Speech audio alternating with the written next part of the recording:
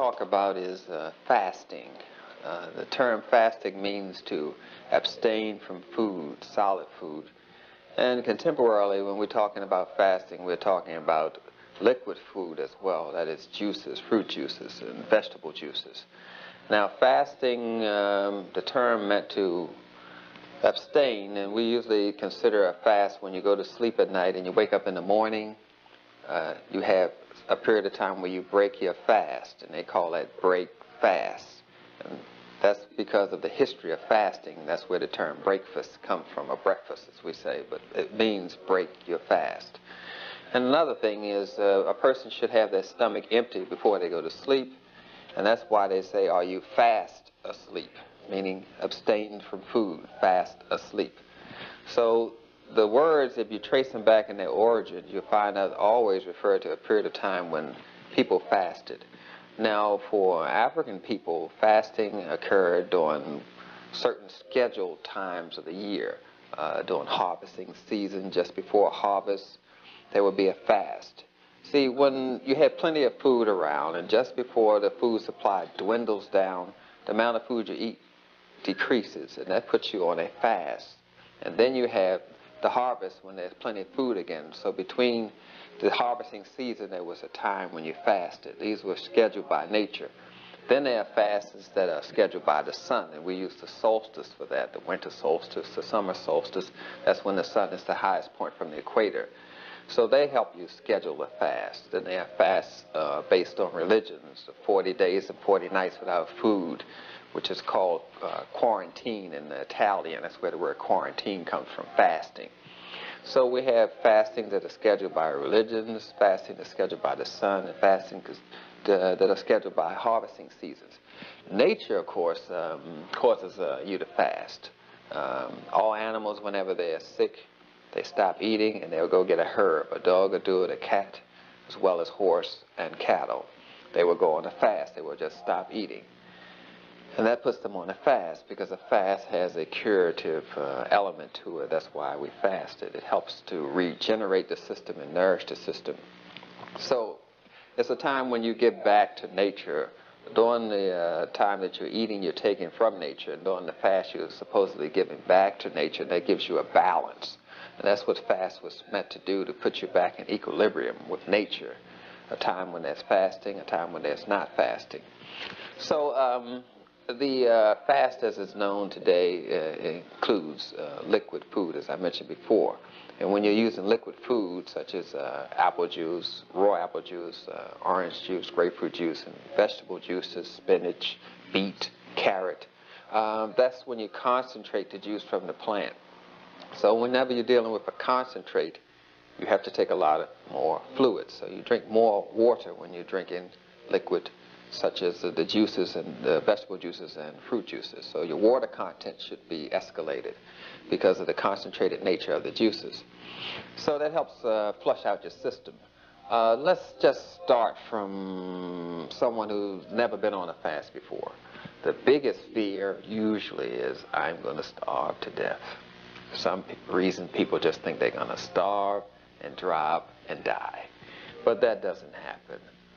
Usually this business about starving, that's a starvation diet. We're not talking about starvation. We're talking about a controlled period of time when you're on water or juices or liquids. That's fasting as opposed to starvation.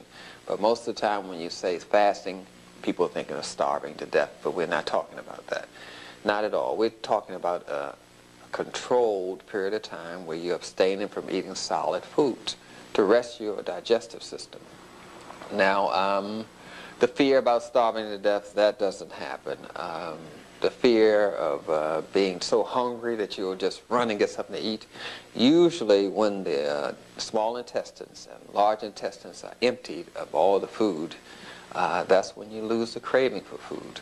There are things that you can take for cravings, such as glutamine or glutamic acid, which is an amino acid, which reduces the craving. There's a herb called quassia, which reduces craving, and there's a mineral supplement, as we call it, called chromium, which also reduces craving. Quassia is named, the herb quassia is named after an African man who was using that herb during that particular time, and the Europeans wanted it, so they chased him down to South America where this herb was found, and found out where the herb was and how to locate it, and after they found this information, they killed an African man by the name of Quassia. So it's a kind of a mixture of our history involved in this herb, involving chromium, involving glutamic acid as well.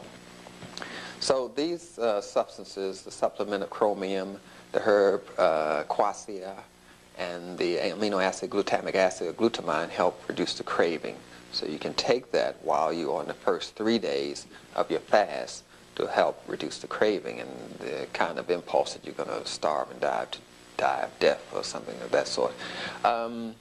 Let's just go back to, like I said, someone who's never fasted before, with these misconceptions about starving to death, and the misconception about having a craving, they'll just run and get something to eat, and also the misconception that their body, when they're on a fast, is eating itself up. That comes out of European mythology and superstitions. In their system of thoughts, as some people like to call it, the Europeans believe that they are being attacked by someone, or they're going to attack someone. So they're constantly in this dichotomy of either they're going to attack something or something's going to attack them. Either they're going to be attacked by a germ that gives them a cold, or either they're going to attack the germ that's going to give them the cold with some kind of medicine or something of that sort. So they always believe in this attack and taking. Either I take something from you or you take something from me. That's based in their superstition. So they believe either you're eating or something is eating you. That's why they say, what's eating you? That sort of terminology comes out of European superstition and mythology. So they believe that when you go on a fast, that your body is resorting to cannibalism and eating itself. That is just plain stupid, actually. I don't want to be scientific about it anymore. That's just stupid. What happens is you have for example, you have a ship that's at sea, and so the ship is about to sink, and you figure the only way to save this ship from sinking is to get rid of anything that's going to hold it down, put too much weight on it. So you start throwing out the extra furniture you have on the ship, the stereo, the TV, the video, God forbid, I'm sorry, keep your video. Throw out the chairs and the tables and all that sort of thing to stop this ship from sinking. That's what the body does. It gets rid of all excess, all weak things that's going to stop it from preserving life. And that's what the Europeans call your body eating itself. That is not true. What happens is all the mucus and congestion that gets in the way of the two cells rubbing together. See, one cell rubs to the right, the other rubs to the left, and these cells rubbing together creates energy, pure energy. And anything that stops these cells from getting together, the body gets away from. Because the body needs this energy, so it throws out the mucus. It gives you a cold, as you call it, and you may break out with bumps and things of that sort. It gets rid of it, throws out all these things, throws away all the toxins that are stored in the fat, because that is stopping the body from making energy, stopping the two cells from rubbing together. So it gets rid of all of this excess weight. And that's why you find after the first week of a fast, according to studies done in Sweden, and other European countries who have kept people in a glass container or isolated them in a room and watched them under scientific observation and only gave them water, they found that they gained weight in the second week of fasting because their body was creating pure energy. This is something that happens on a fast.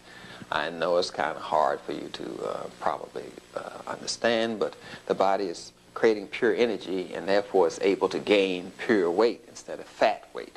And that happens during the fast. So around the third day is when your small intestines, which you call your stomach, this is your small intestines, the stomach is up higher behind the rib cage. Your small intestines empties itself, the colon empties itself, and you no longer have any food in your body. That occurs on the third day of the fast, and that's when you lose the craving. So there's no fear about starving and your body eating itself, because that does not occur in nature. That's really just a superstition. So we start our fast the same way you start in life. You see, the food is introduced to you gradually. You're not born and in the first day of your birth, your mother gives you a full course meal. That's not how it's done, even in nature. So this fasting has to be introduced to you gradually. So what you do is you reduce the amount of combinations of food that you're taking into your body. You're used to eating maybe collard greens and a starch, a potato, and some meat, and maybe some tea and coffee, and a glass of milk, and spaghetti, and cheese, and whatever these other concoctions are that people seem to think of food. You're used to eating all these things, so you reduce the amount of food combinations that you have till you reduce it down to maybe 2 combinations of food.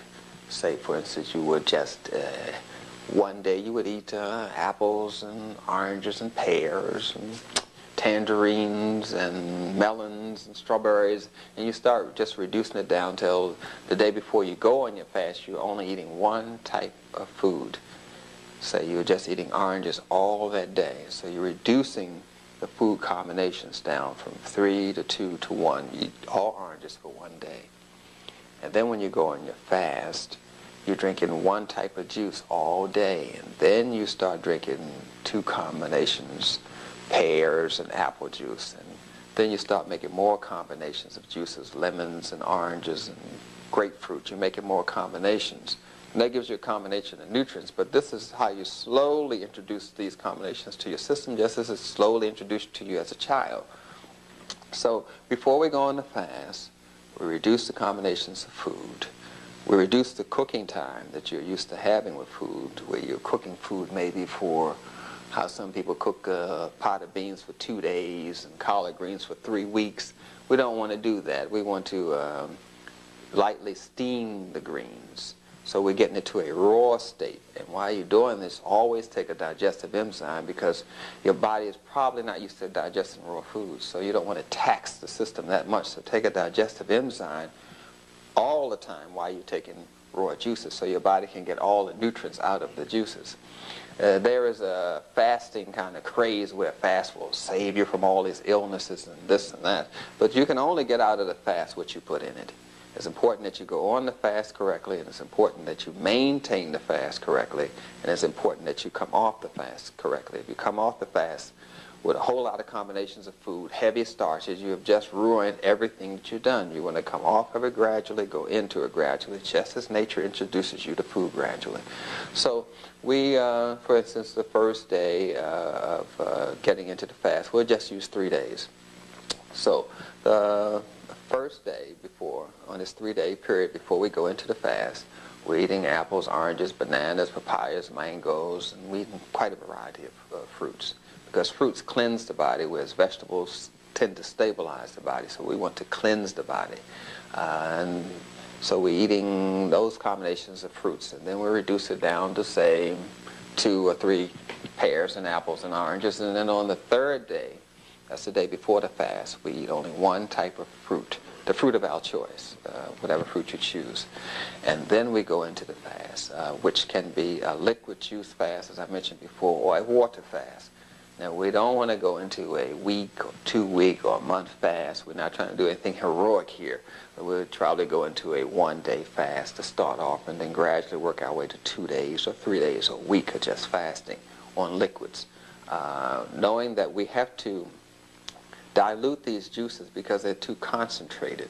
So when you're making raw orange juice, you want to drink 1/2 raw orange juice and 1/2 water. Mix them together.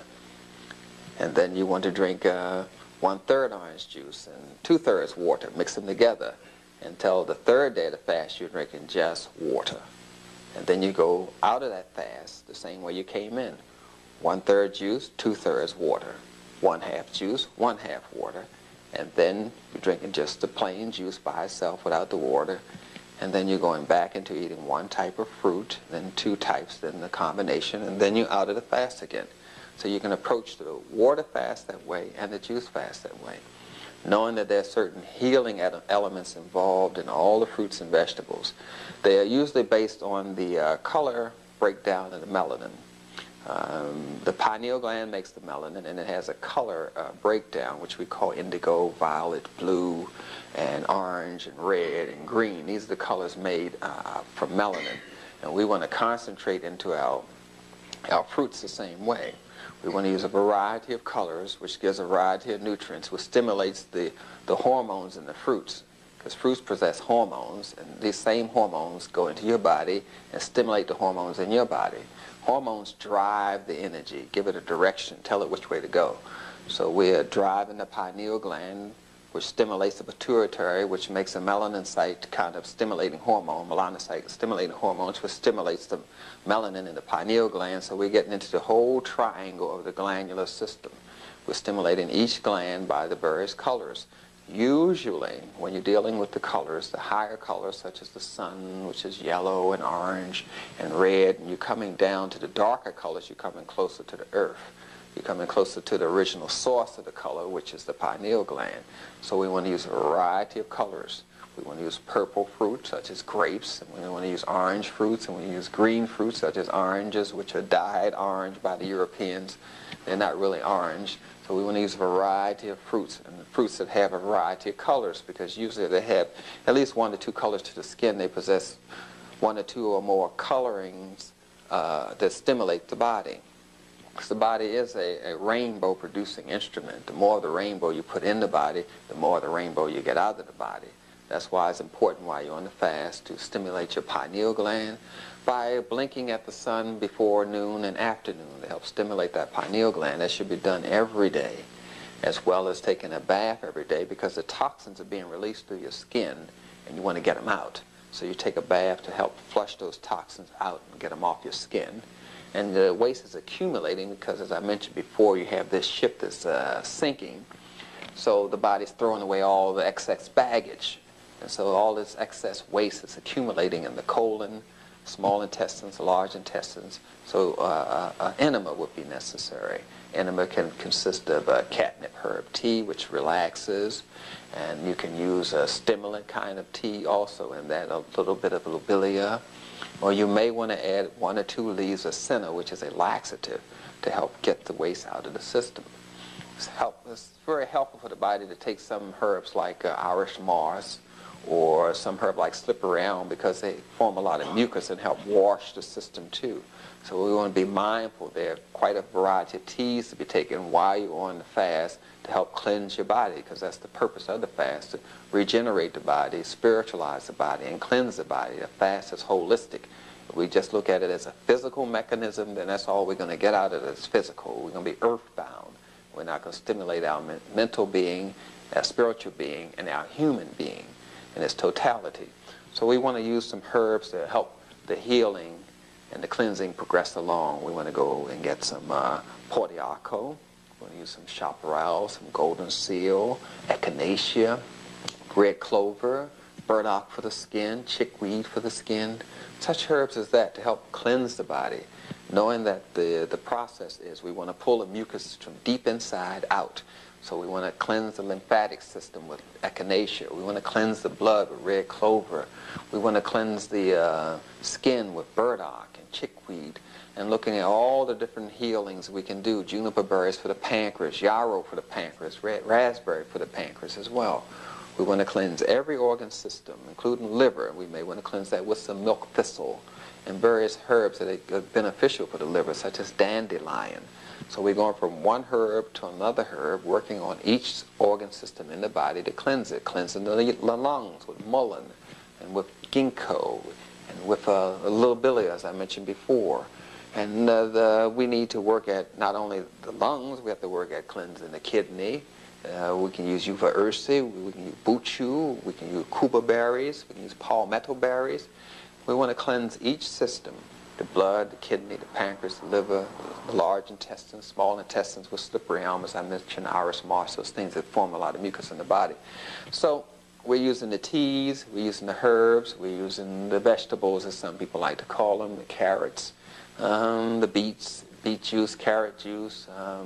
We're using spinach juice. We're using the leaves of turnips. We're using turnip greens as well, and turnips and beet tops and carrot tops. We're using parsley.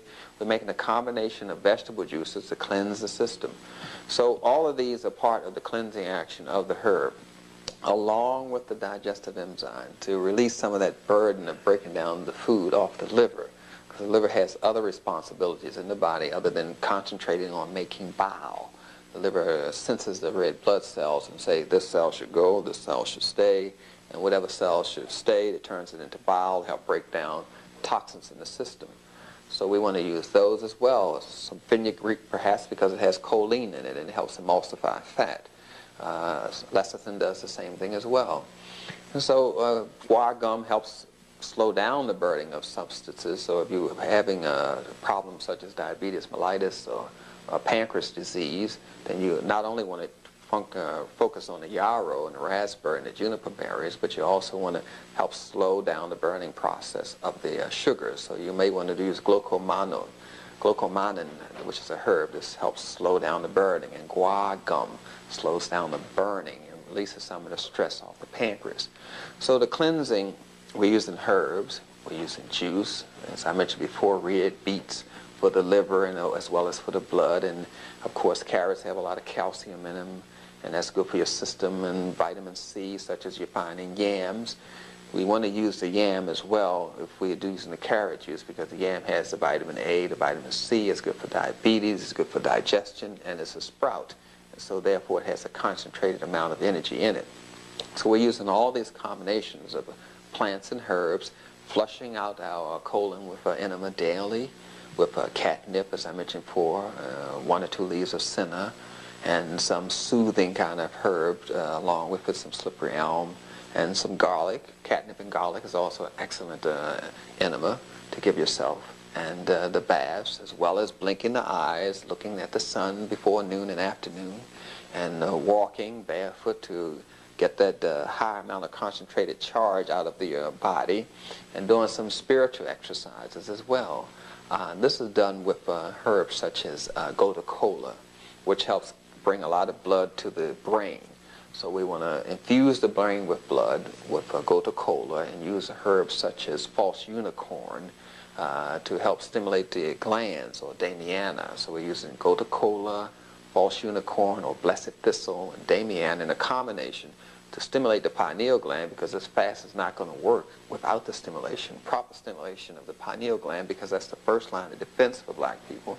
Aside from that, the pineal gland makes the nucleus, as they call it in science, of every cell in the body, so it's responsible for making the brains of every cell in the body. So we have to properly stimulate the pineal gland, which usually gets very sluggish and deficient in its production of melanin on a European diet, because European diets are anti-melanin from their beginning and to their end, because they're so mucus forming and backwards in their establishment. So we want to reconstitute and reestablish the balance of the pineal gland, and this may take some lecithin to help wash out the liver, to free it so it can help, because the liver gives the sugar supply to the brain that it needs to operate, and it may take some lysine, maybe 1 or 2 days of lysine in between when you're on your water, not when you're on your juice. 2,000 milligrams will probably do that, and that helps reestablish the balance of the pineal gland, pituitary, hypothalamus, the thymus, the thyroid, and adrenal glands. Remembering that whenever the body is in a crisis, and the body perceives the fast as a crisis, it will fire up the adrenal glands, which sits on top of your kidney, and the adrenal glands make something called adrenaline.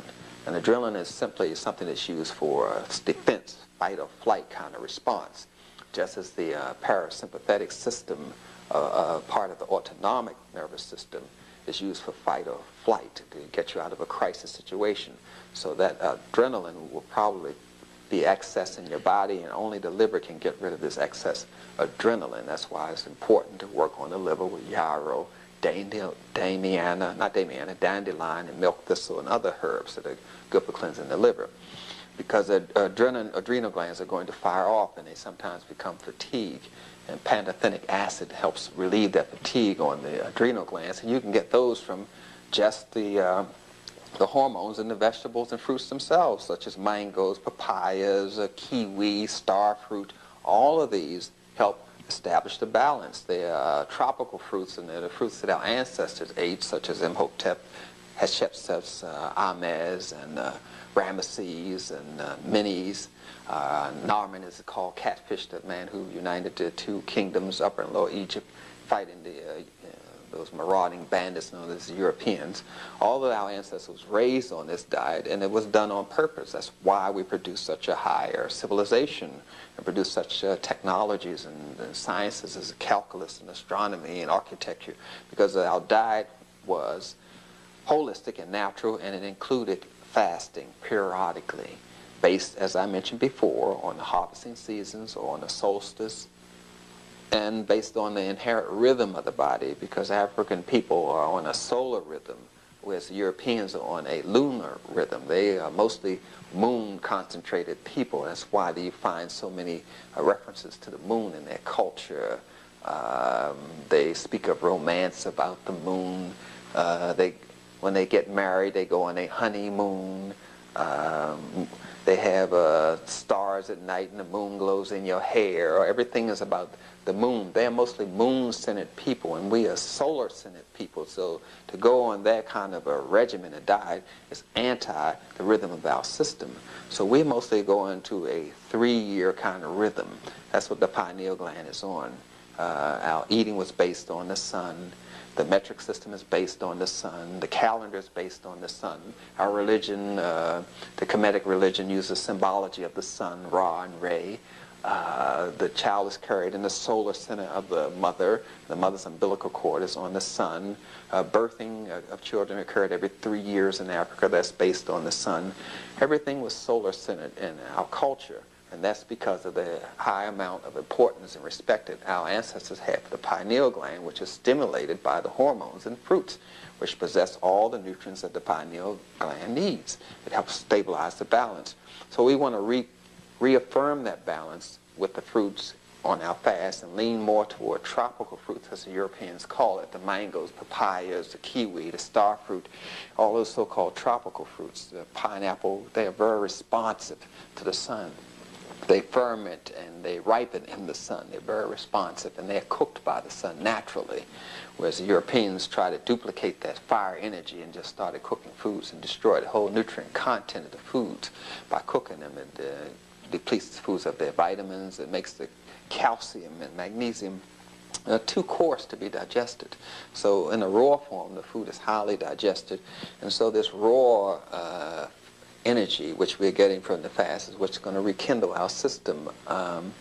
The other things, aside from the importance of the solarity of the fast and of our system and this penile melanocyte foundation, is to do the proper spiritual exercise.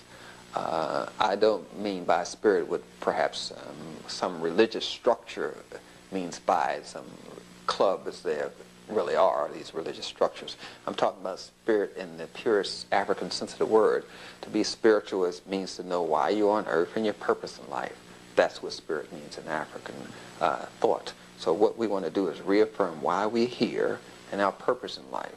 And that is possessed in our genetic code. And our genetic code, again, is stored in our melanin, which is produced by our pineal gland. So what we want to do is generate all the energy we can electromagnetically by electromagnetically stimulating it with the pineal gland. That is the purpose of visualizing, for example, while you're on the fast, to spiritualize your cerebral spinal fluid. That's the fluid that's in your backbone, as you call it. It goes from the ventricles, these empty spaces in your brain that are filled with fluid.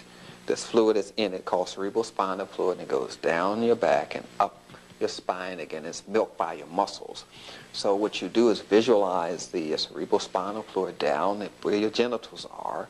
Rest your hands on your knees, sit slightly forward, tilt your head down like this, and visualize a solar system. If you can't do that, just hold an ankh in your hand by your navel and visualize the energy coming up from there, slowly coming up your spinal column, slowly coming up to the top of your head, and going back down your spine again, back down to your genital organs through your solar center.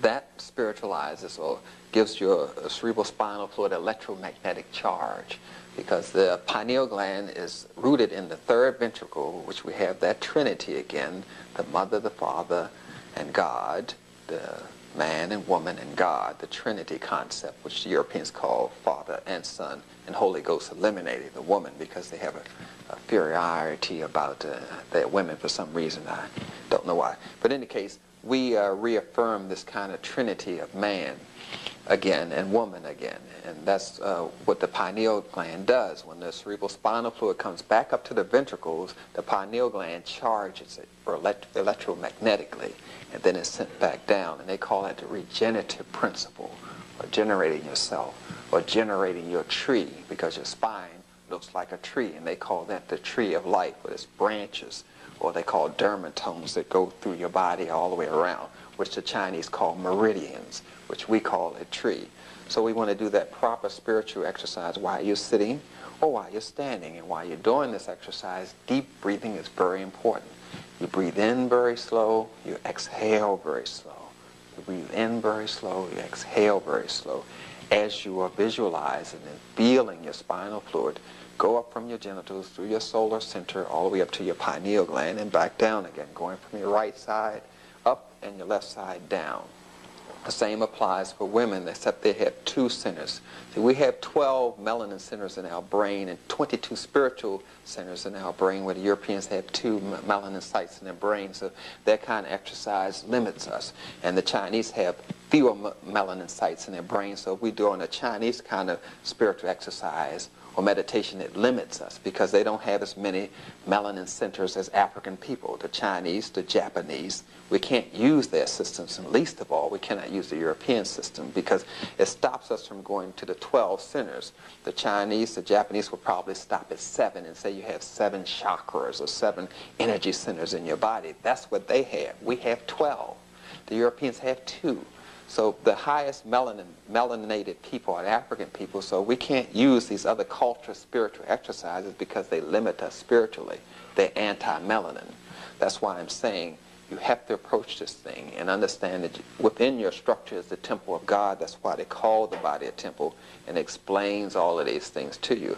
So we're going to go up in 12 times for our 12 centers and do it that way. Not 2 times, not 7 times, not 9 times, but 12 times. Deep breathing and visualizing this energy going up and going back down. That's the spiritual exercise that we should be on while we're doing this fast. Even if the fast is for 1 day, we can prepare for the fast using 3 days, do a 1-day water fast, and come off the fast in 3 days. And while we're doing this, we're taking enemas and baths and doing our spiritual exercise, using the sun properly, walking barefooted, and we're keeping clean thoughts in our mind. We're not against nature, we're not against ourselves, we're not against other people, and we are least of all not smoking, we're not drinking, we're not sneaking and eating meat, we're not doing any salt, any sugar, we're not using any lard or fats or any of these kind of modern European foods to contaminate and pollute and poison our system. So we're abstaining from that altogether. We're not into arguing, fussing, arguing with ourselves, because it takes practice to argue. So usually people argue with themselves, then they argue with another person. So we're going to do all of these things, create harmony within ourselves while we're on this fast. Remember that there's very important about the herbs that I mentioned before, the fenugreek, the rose hip, hibiscus, beverage kind of herbs you can drink, hibiscus and rose hip, which tastes good and cooling to the body. Sometimes you may want to put a pinch of cayenne in one of your herbal drinks, or a pinch of cayenne in your vegetable drink or fruit drink to kind of stimulate your system. But we want to keep the whole body participating in the fast because it's a holistic fast. It's for your body, your mind, as well as your spirit. That's why we have the meditation, which Africans use, a trance. And we go into a trance state, which the Europeans call meditating, which keeps them in a kind of mediating part of their selves. We want to trance and go into a transition between ourselves and God, which we call a trance. And we want to do all of these things while we're on a fast, understanding that the fast is not going to destroy our health, it's going to build our health.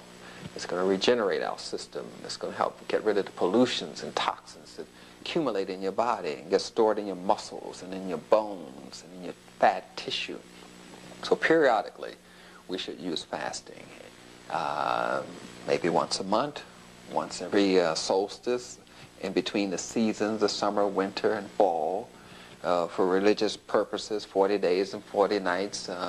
Whatever the schedule we're going to use, we should follow that. Fasting once a week is good also, where you eat for 6 days and one day you just take liquids.